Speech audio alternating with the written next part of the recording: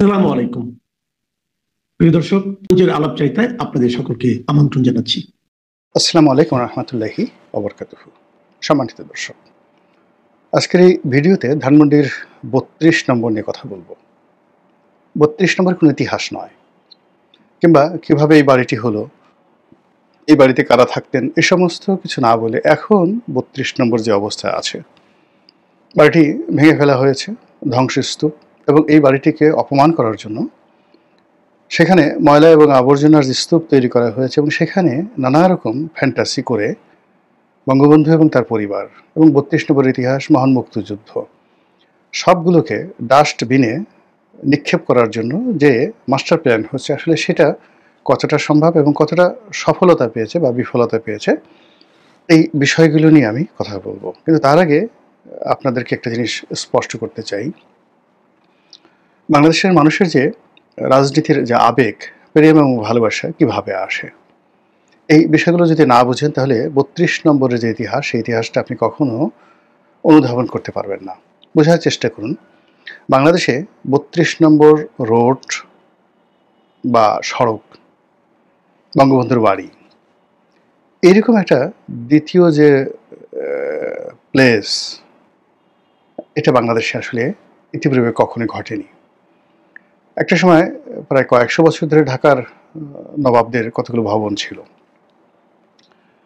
যেমন ঢাকার নবাব বাড়ি, তারপর আহসান মঞ্জিল যেটিকে বলা হয় সেটি, তারপর বঙ্গভবন, এটা একটা সময় যে বালাখানা ছিল এবং হিরাঝিল প্রাসাদ হিসেবে পরিচিত ছিল।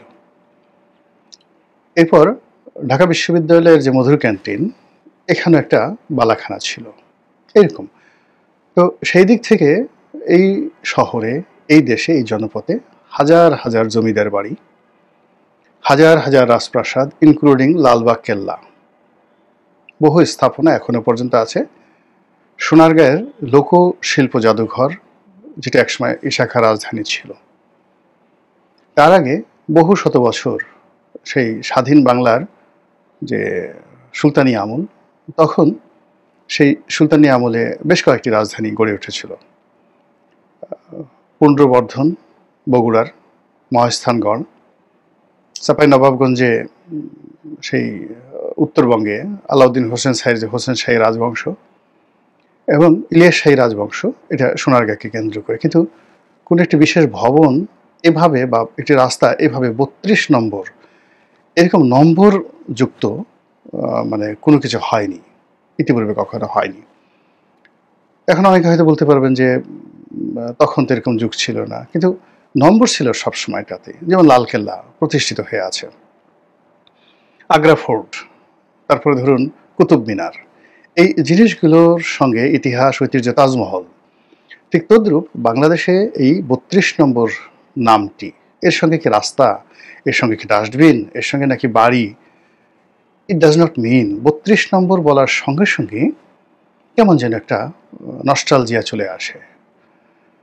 কারো কারো নিকট এটা আতঙ্কের বিষয় হয়ে যায়, কারো কারো নিকট প্রেম এবং ভালোবাসার বিষয় হয়ে যায়। এটা কেন? কেন এই ৩২ নম্বর নিয়ে আমাদের যা কিছু হয় সেটা নিয়ে কেন আহসান মঞ্জিল নিয়ে আমাদের আবেগ হয় না? কিংবা ধরুন সেই বঙ্গভবন নিয়ে ওটা হয় না, গণভবন নিয়ে ওটা হয় না, কেন ৩২ নম্বর নিয়ে কেন এরকম হয়?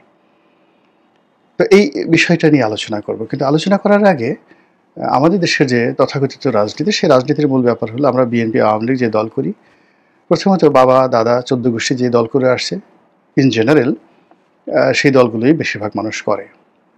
কলেজ বিশ্ববিদ্যালয়ে এসে অনেকে সিদ্ধান্ত পরিবর্তন করে যে সেইখানে ছাত্র যে ছাত্র সংগঠনটি শক্তিশালী, ওটার দ্বারা আকৃষ্ট হয়ে যায়। ফলে রাজশাহী বিশ্ববিদ্যালয়ে ভর্তি হয়ে অনেক আওয়ামী পরিবারের সন্তান ছাত্র শিবির দ্বারা আকৃষ্ট হয়েছে। আবার ছাত্র শিবির মানে জামাতের অনেক ছেলেমেয়ে, মানে জামাত করে এরকম পরিবারের ছেলেমেয়ে ঢাকা কলেজে ৮০-র দশকে এসে বা ঢাকা বিশ্ববিদ্যালয়ে ৮০-র দশকে এসে তারা ছাত্র দলে অন্তর্ভুক্ত হয়েছে। ইন জেনারেল এটা হলো হেরোইজমের ক্ষেত্রে, অর্থাৎ যেখানে যে দলটি খুব শক্তিশালী থাকে সেখানে জনমত সেই দলের পক্ষে চলে যায়। কিন্তু এর বাইরে কিছু ঘটনা ঘটে।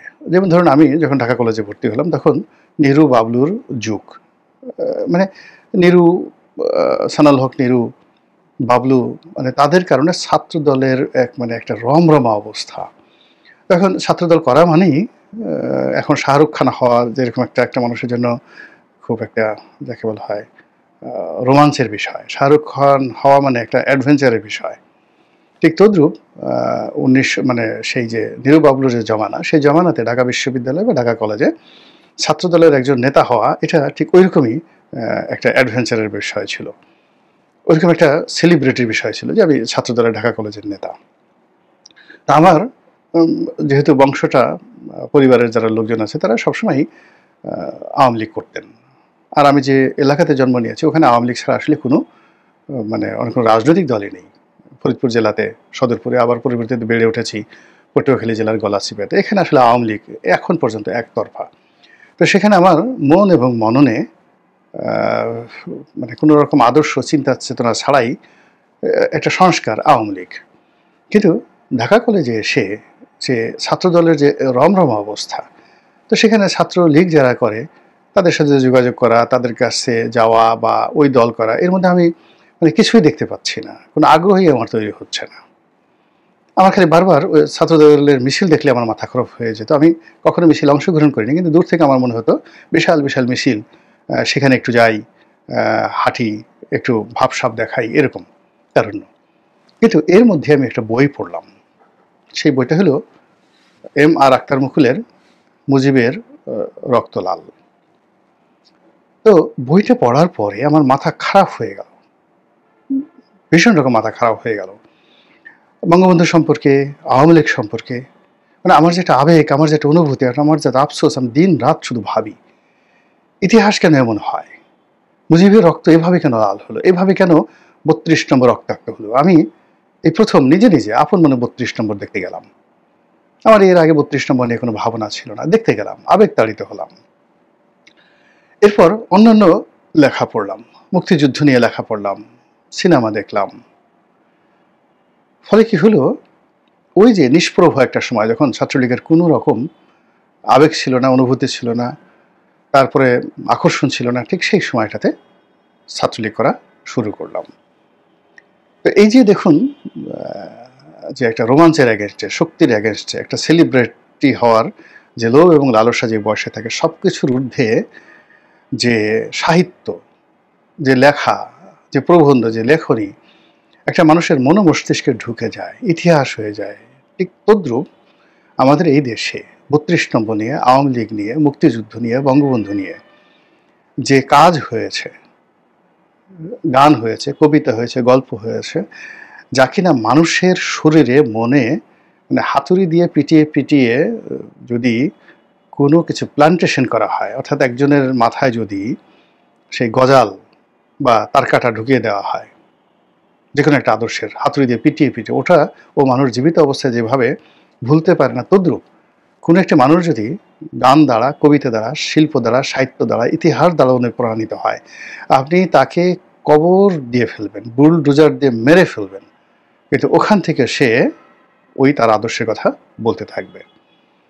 তো সেই দিক থেকে বাংলাদেশের 52 ভাষা আন্দোলন, আইয়ুব খান বিরোধী আন্দোলন, 62 শিক্ষা আন্দোলন, 69 গণ অভ্যুত্থান, 60-এর দশকের 6 দফা আন্দোলন, তারপর মহান মুক্তিযুদ্ধ, পরবর্তীতে বঙ্গবন্ধুর হত্যাকাণ্ড, সেই হত্যাকাণ্ড নিয়ে দেশি বিদেশি পত্রপত্রিকা এবং যে লেখা, সেই অ্যান্থনি মাস্কারন হ্যান্সের যে লিগেসি অফ ব্লাড, এরকম সব অমর সাহিত্য, কবিতা লেখা হয়েছে, গল্প লেখা হয়েছে। ইমদাদুল হক মিলন লিখেছেন, আব্দুল গফর চৌধুরী লিখেছেন, আরও অনেকে লিখেছেন। তো এই সকল অমর, হুমায়ুন আহমেদ লিখেছেন। ফলে কি হলো, 32 নম্বরের 33টি কারামত তৈরি হয়ে গেছে। এখন সেই যে 33টি কারামত তৈরি হয়ে গেছে, 33টি ফ্যাকরা তৈরি হয়ে গেছে, 33টি ফ্যাসাদ তৈরি হয়ে গেছে। কারামত হলো যারা 32কে ভালোবাসতেছে তাদের জন্য, আর ফেতনা এবং ফ্যাসাদ তৈরি হয়েছে যারা 32কে ঘৃণা করতে চায়। 32 এর বিরুদ্ধে 33টি ব্যারিকেড তৈরি হয়ে গেছে। সেই ব্যারিকেড অতিক্রম করে সেই ভবন ভাঙা যায় না। এইবার 2025 সনের 15ই আগস্টে যে ঘটনা ঘটল, এই বাড়ি পাহারা দেওয়ার জন্য এই বাড়িতে যে জনস্রোত রয়েছে, সেই জনস্রোত বন্ধ করার জন্য সমস্ত রাষ্ট্রশক্তি, রাজনৈতিক শক্তি একত্রে মিলে যা কিছু করলো, তাতে করে 32 নম্বরের যে ইতিহাস এবং ঐতিহ্য বেড়ে গেল। এখন 32কে নিয়ে যে সাহিত্য রয়েছে, যে কল্পনা রয়েছে, 32কে নিয়ে যে সংস্কৃতি রয়েছে, যে সুর রয়েছে, যে তাল রয়েছে, যে ইতিহাস রয়েছে, আপনি দেখুন ওই 32 নম্বরে একজন মানুষ বসবাস করতেন, বঙ্গবন্ধু শেখ মুজিবুর রহমান। তার একটা পরিবার আছে, একজন স্ত্রী ছিলেন, তার কয়েকজন শিশু সন্তান ছিলেন, খুব সাধারণ নাম, জামাল, কামাল, রাসেল, হাসিনা, রেহানা, আবহমান বাংলার একেবারে সাধারণ নাম। মাঠে ঘাটে হাসিনা, রেহানা, মাঠে ঘাটে কামাল, জামাল, মাঠে ঘাটে, মানে আমরা যে ছোটকালে গান শুনতাম, আমার জামাল সামাল, মানে এই জামাল সেই জামাল নয়, কিন্তু নামগুলোর সাথে কেমন যেন একটা মানে যাকে বলা হয় উন্মাদনা রয়েছে, মাদকতা রয়েছে, মাটির গন্ধ রয়েছে। তারপরে ওই যে ঘর, ওই ঘরটা, প্রত্যেকটা রুম, বাথরুম, প্রত্যেকটা রান্নাঘর, প্রত্যেকটা ফার্নিচার এদেশের মানুষের মুখস্থ। এগুলোর চিত্র আঁকা হয়েছে, এগুলোর ছবি আঁকা হয়েছে, এগুলো নিয়ে গান রচনা করা হয়েছে, এগুলো নিয়ে চলচ্চিত্র তৈরি করা হয়েছে, এবং সেগুলো কোটি কোটি মানুষের হৃদয়ে, মন এবং মস্তিষ্কে গেড়ে গেছে। ওই ভবনে সামনে পুলিশ দায়িত্ব পালন করেছে, সেই পুলিশের ছবি আছে। ওই পুলিশকে ধরে নিয়ে একজন রাজপুরুষ লুঙ্গি পরে খাবার সময় তার মনে হলো যে তার পুলিশটি না খেয়ে আছে, তো সেই পুলিশটিকে সে নিজে দোতলা থেকে নেমে সেই পুলিশটিকে জোর করে ধরে নিয়ে নিজের টেবিলে একসাথে তাকে খাইয়েছে। আচ্ছা বলেন তো, সেই যে ছবিটা, সেই ছবি কি বিএনপি দেখাতে পারবে? জিয়া রহমানের সাথে কারো ছবি এরশাদ দেখাতে পারবে? জামাতের আমির গোলাম আজমের সঙ্গে এরকম একটি ছবি কেউ দেখাতে পারবে? আর এই ছবির যে আবেগ, সেটা কিভাবে আপনি তাড়াবেন বলেন তো? এখানে রাজনীতিবিদরা গেছেন, অবাক হয়ে ইতিহাস রচিত হয়ে গেছে। বঙ্গবন্ধুর সঙ্গে যারা মানে লড়াই করেছেন, সংগ্রাম করেছেন, বিরুদ্ধ মতে গেছেন, ধরেন লেখাপড়া যে তাকে বলা হয় সে সরওয়ার্দীর বডিগার্ড, লেখাপড়া জানতো না, কিন্তু আবুল মুসর আহমেদকে আপনি লেখাপড়া হীন একজন মানুষ বলতে পারবেন? সেখানে বঙ্গবন্ধু নামে পাগল ছিল বলেন তো? আচ্ছা, সালাউদ্দিন কাদের চৌধুরী, তাদের যে ব্লু ব্লাড, কিংবা ধরুন আকমল ইবনে ইউসুফ, কামাল ইবনে ইউসুফ, তাদের বাবা মোহন মিয়া, তাদেরকে আপনি কি বলবেন? ইত্তেফাকে অবজারভারের হামিদুর রহমান চৌধুরীকে আপনি কি বলবেন? আচ্ছা, খানে সবুর, শাহজিজুর রহমান, তাদেরকে আপনি কি বলবেন? এই লোকগুলো কেন বঙ্গবন্ধুর প্রশংসা করছে, তার নেতৃত্ব মেনে নিচ্ছে? মানে ডক্টর কামালকে আপনি কি বলবেন বলেন তো? ডক্টর কামালকে যে ছ্যাঁচা দেওয়া হয়েছে আওয়ামী লীগের পক্ষ থেকে একাধিকবার, এবং সর্বশেষ 18-র নির্বাচনের সময় তাকে লাঞ্ছিত করা হয়েছে, মারধর করা হয়েছে, তাকে দল থেকে বের করে দেওয়া হয়েছে। শেখ হাসিনা তার সঙ্গে যে আচরণ করেছেন, তারপরে কেন বঙ্গবন্ধুর নাম শুনে তার শরীর কাঁপতে থাকে? কেন এই মানুষটি, সে তো মানে যদি জ্ঞান বলেন, গরিমা বলেন, শিক্ষা দীক্ষা বলেন, তাহলে এখনো পাক ভারত উপমহাদেশে ডক্টর কামাল, অধ্যাপক রেহমান সুবাহান, কবি সুফিয়া কামাল, কবি আল মাহমুদ, কবি শামসুর রহমান, আপনি কি এদের পর্যায়ে লোক পাবেন বলেন তো?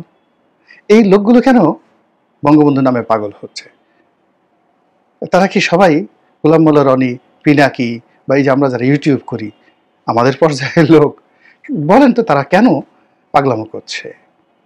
বঙ্গবন্ধুর সাথে বের হয়ে এসে যুদ্ধ করেছে আসম আব্দুর রব, শাহজাহান সিরাজ, তো তারা কেন বঙ্গবন্ধুর জন্য কান্নাকাটি করে? হাসানুল্লাহ কিনু কেন কাঁদে? তারা কেন বঙ্গবন্ধুর জন্য চোখের পানি ফেলে? বলেন, তারা তো যুদ্ধ করেছে বঙ্গবন্ধুর রেজিমের বিরুদ্ধে, তারা বঙ্গবন্ধুর মৃত্যু কামনা করেছে, কেন তারা এখন বঙ্গবন্ধুর জন্য কাঁদে? এই যে লিডারশিপ, এই যে লিগেসি, ওই লিগেসির প্রত্যেকটা শব্দ, প্রত্যেকটা অক্ষর